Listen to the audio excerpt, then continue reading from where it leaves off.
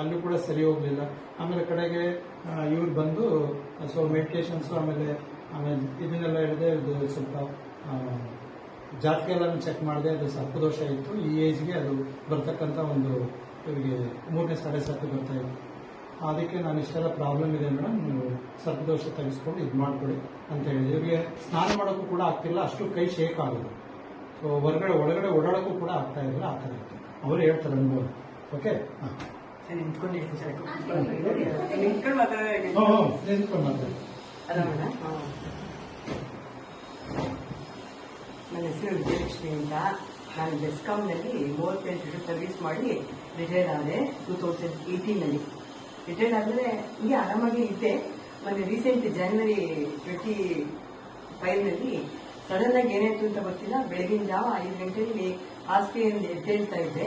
ಸಿಕ್ಕಾಪಟ್ಟೆ ಗಿಡ್ಡಿನೆಸ್ಸು, ಯಾವತ್ತೂ ನನಗೆ ಬಂದಿರಲಿಲ್ಲ. ಏನಪ್ಪಾ ಈ ಥರ ಗಿಡ್ಡಿನೆಸ್ ಅಂತಂದ್ಬಿಟ್ಟು ತುಂಬಾ ಸಫರ್ ಮಾಡಿದೆ. ಆಮೇಲೆ ಇನ್ನೂ ಒಂದು ವಾರ ಸಫರ್ ಮಾಡಿದೆ. ಕಣ್ಣ ಡಾಕ್ಟರ್ ENT ಸರ್ಜನ್ನು ಎಲ್ಲಾದ್ರೂ ತೋರಿಸ್ಕೊಂಡು ಬಂದೆ. ಏನಾದರೂ ಅವ್ರು ಮೆಡಿಸಿನ್ ಕೊಟ್ಟರು, ಯಾಕೋ ಏನೋ ಅಷ್ಟು ನನಗೆ ಕಡಿಮೆ ಆಗಿರಲಿಲ್ಲ. ನಮ್ಮ ಡಾಕ್ಟರ್ ಬಂದು ಹಿರಿಯ ನಾಗರಿಕ ವೇದಿಕೆಗೆ ಡಾಕ್ಟರ್ ಇವರು ಬಂದಿದ್ದು. ನಾನು ಹಿರಿಯ ನಾಗರಿಕ ವೇದಿಕೆಗೆ ಒಂದು 1 ಆಫ್ ಮೆಂಬರ್ ನಾನು. ಸರಿ, ಅಲ್ಲಿ ಬಂದಾಗ ಈ ಡಾಕ್ಟರ್ ಪರಿಚಯ ಆದರು. ಅಲ್ಲಿ ಬಹಳ ಚೆನ್ನಾಗಿ ಅಲ್ಲಿ ಎಲ್ಲರಿಗೂ ಬ್ರೀಫ್ ಆಗಿ ಎಕ್ಸ್ಪ್ಲನೇಷನ್ ಎಲ್ಲ ಕೊಟ್ಟಿದ್ರು.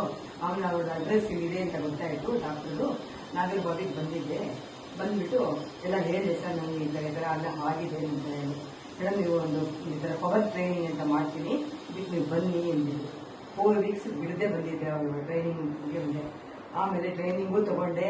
ಆಮೇಲೆ ನನಗೆ ಈ ಥರ ದೋಷ ಇದೆ ಅಂತ ಹೇಳಿದ್ರು. ದೋಷನೂ ತೆಗೆದ್ರು. ಎಲ್ಲ ಸರ್ ಅವ್ರ ಜೊತೆಗೆ ಔಷಧಿನೂ ಕೊಟ್ಟರು, ಇಲ್ಲ ಅಂತಿಲ್ಲ.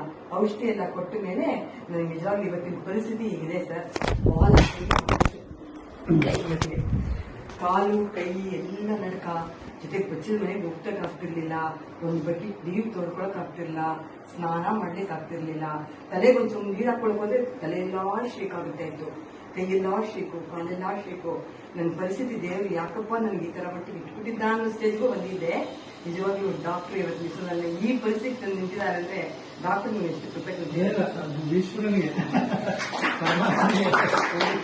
ಅದಕ್ಕೋಸ್ಕರ ನಾನು ಇವತ್ತು ಹೇಳಿದೆ ಡಾಕ್ಟರ್ಗೆ, ಡಾಕ್ಟರ್ ನಾನು ಇವತ್ತು 1 ದಿವಸ ಬರ್ತೀನಿ, ನನಗೆಲ್ಲಾ ಟ್ರೈನಿಂಗ್ ಮುಗಿದೋಯ್ತು, ನಾನು ಇವತ್ತು 1 ದಿವಸ ಬಂದ್ಬಿಟ್ಟು ನನಗೆ ಒಂದು ಚೂರು ಮಾತಾಡಕ್ಕೆ ಅವಕಾಶ ಕೊಡಿ ಡಾಕ್ಟರ್ ಅಂತ ಕೇಳ್ಕೊಳ್ಳೋದಕ್ಕೆ.